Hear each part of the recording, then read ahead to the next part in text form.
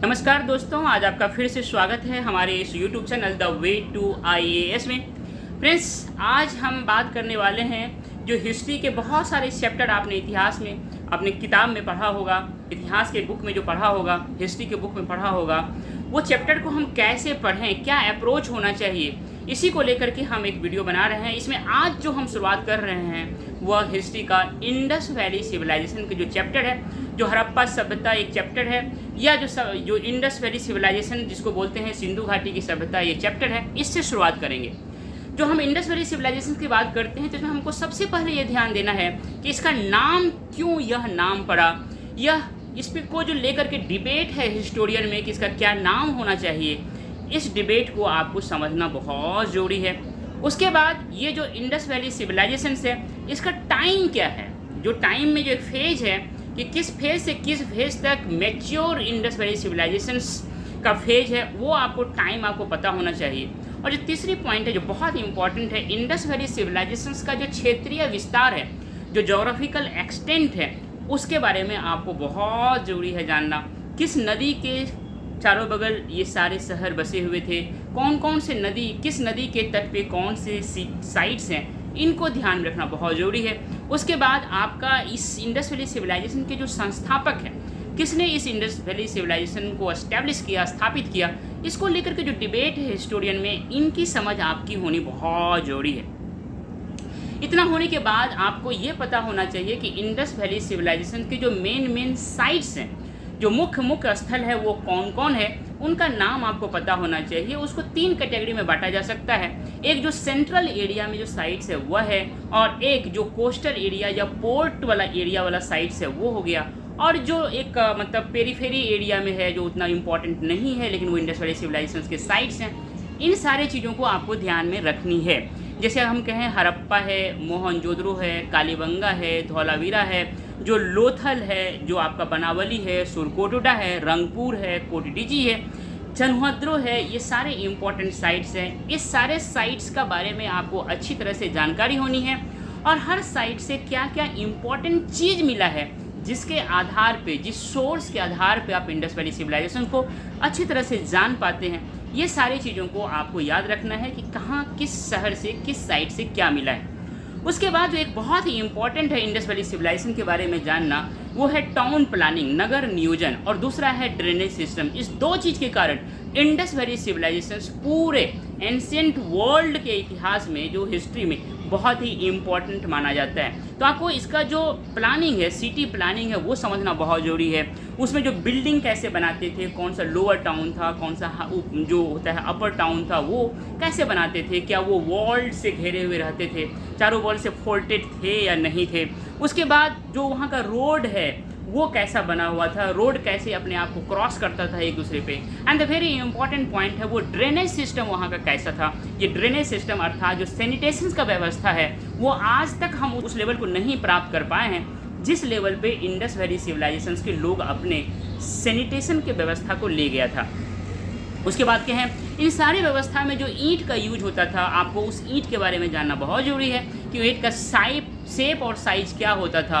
ईंट 2 तरह का, तो कच्ची और पक्की ईंट होता था। तो कच्ची ईंट का यूज कहाँ होता था, और जो पक्की ईंट का यूज होता था वो कहाँ होता था, ये सारी चीज़ आपको देखना है। उसके बाद 4 तरह का जो चीज़ है वहाँ पे लाइफ है वो देखना है। वहाँ का पॉलिटिकल लाइफ क्या था, वहाँ का सोशल लाइफ क्या था, वहाँ का इकोनॉमिक लाइफ क्या था, एंड वहाँ का जो रिलीजियस लाइफ है वो क्या था। अगर हम पॉलिटिकल लाइफ की बात करें तो ये हमें देखना पड़ेगा कि वहाँ पे रूलिंग सिस्टम क्या था, वहाँ पे कौन रूलर था और कौन रूल्ड होता था। ये सारी चीज़ों को हमको ध्यान देना है। और इसको लेकर के जो डिबेट है हिस्टोरियन के बीच में, पॉलिटिकल जो हैरार्की है, जो सिस्टम है, इसको लेकर के जो डिबेट है, उस डिबेट को भी हमको जानना है। जो सोसाइटी है वो कैसे ऑर्गेनाइज था, क्या कोई हैरार्की था सोसाइटी में, कोई ऐसा था जिसमें कि बहुत सारे लेयर में बटे हुए थे सोसाइटी। इन सारी चीज़ों को आपको स्टडी करनी है।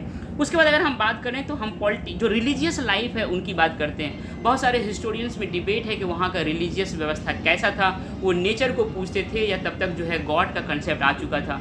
इन सारे चीज़ों को लेकर के आपको अच्छी तरह से समझना है जब आप ये किताब पढ़ें या किसी अच्छे टीचर से जब आप पढ़ रहे हैं, तो इन सारे पर्सपेक्टिव को ध्यान में रखते हुए आपको पढ़नी चाहिए।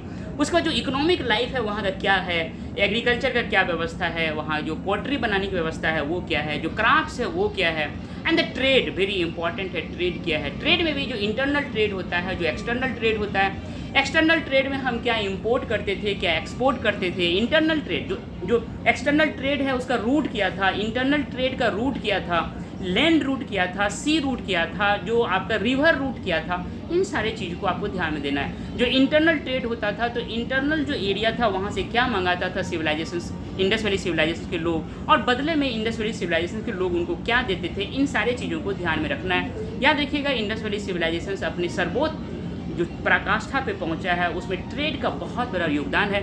इसीलिए इंडस वैली सिविलाइजेशन के ट्रेड के बारे में आपका बहुत पकड़ होना जरूरी है। उसके बाद यहाँ का जो लिपि है, जो आप कह सकते हैं स्क्रिप्ट है, वह क्या है, वो कैसे लिखते थे, राइट से लेफ्ट लिखते थे या कैसे लिखते थे, इन सारी चीज़ों का आपको ध्यान देना है। जो वहाँ पे पोट्री, जो बर्तन बनाने का है, वो कैसे बनाते थे। जो सील होता था, सील बहुत ही इंपॉर्टेंट है। जो ट्रेड होता था तो वो ट्रेड में किसका सामान है वह, उसके लिए वो उस पर सील मार देता था, ठप्पा मार देता था, मुहर मार देता था। सील का मतलब मुहर होता है। तो वो जो मुहर होता था उस पर बहुत सारे अभी भी फिगर्स बने हुए हैं। उस फिगर्स के आधार पे हम ये प्रिडिक्ट करते हैं कि उस समय के लोग क्या सोचते थे, क्या करते थे, उनका एक्शन कैसा होता था, उनका थॉट प्रोसेस क्या होता था। तो ये सील बहुत ही इंपॉर्टेंट है। एंड देन लास्ट में हमको ये बात करनी है कि इतना बड़ा, इतने इस लेवल पर जब ये इंडस वैली सिविलाइजेशन पहुंच गया तो उसका डिक्लाइन कैसे हुआ, डिक्लाइन हुआ या नहीं हुआ, इसको लेकर के जो बहुत सारे डिबेट है इनको देखना है। बहुत सारे हिस्टोरियंस कई तरह के फैक्टर्स इसके डिक्लाइन के बारे में बताते हैं। कौन हिस्टोरियन क्या फैक्टर की बात करते हैं और वो वास्तव में डिक्लाइन है या उसका बाद में कहता है कि वो धीरे धीरे वहाँ के लोग किसी दूसरे जगह शिफ्ट हो गए और जहाँ गए वहाँ पे वो अपनी चीज़ों को ले करके गए। तो साइट्स का तो डिक्लाइन जरूर हो गया लेकिन कल्चर का डिक्लाइन नहीं हुआ। इन सारे चीज़ों को ध्यान में रखते हुए आपको इस इंडस वैली सिविलाइजेशन को पढ़ना है। और जो सबसे इम्पॉर्टेंट बात हम आपसे करना चाहते हैं कि जो हिस्ट्री को हिस्ट्री की तरह मत पढ़िए, हिस्ट्री को पास्ट की तरह मत पढ़िए। वास्तव में जो हिस्ट्री है, जो पास्ट है, वह प्रेजेंट एंड फ्यूचर को डिसाइड करता है। अभी आप प्रेजेंट में हैं तो प्रेजेंट में आपके चारों बगल जो कुछ भी हो रहा है उस प्रेजेंट के कंटेक्स्ट में आपको हिस्ट्री को देखनी है, समझनी है। इस तरह से जब आप प्रेजेंट में जितनी भी चीज़ें, जैसे पॉलिटिकल लाइफ अभी क्या है, सोशल लाइफ क्या है, जो इकोनॉमिक लाइफ है क्या है, वो जो रिलीजियस लाइफ है ये क्या है, इन चारों चीज़ों का जो है, इनको जब आप पास्ट में ढूंढने की कोशिश करेंगे, इनको जब इंडस वैली सिविलाइजेशन को पढ़ते वक्त इनको ढूंढने की कोशिश करेंगे, इस लेंस से जब आप देखने की शुरू करेंगे, देखने की शुरुआत करेंगे इंडस वैली सिविलाइजेशन को, तो आपको बहुत ही मज़ा आएगा कनेक्ट करने में। आप बहुत ही इंटरेस्ट लेके पढ़ना शुरू करेंगे। मेरा उद्देश्य ये है कि आपको एक ओवरऑल किसी भी चैप्टर को लेकर के एक अप्रोच देना कि पढ़ना कैसे है, उसको समझना कैसे है और फिर उस पर क्वेश्चंस को कैसे सॉल्व करना है। मुझे उम्मीद है कि जो मैं आज आपसे बात किया है ये आपको बहुत ही अच्छा लगा होगा। इसलिए आपसे मेरा एक हम्बल रिक्वेस्ट है कि हमारे इस चैनल को सब्सक्राइब करें, लाइक करें, अपना वैल्यूएबल कमेंट दें और अपने दोस्तों को शेयर करें। मिलते हैं नेक्स्ट वीडियो में। Thank you dear.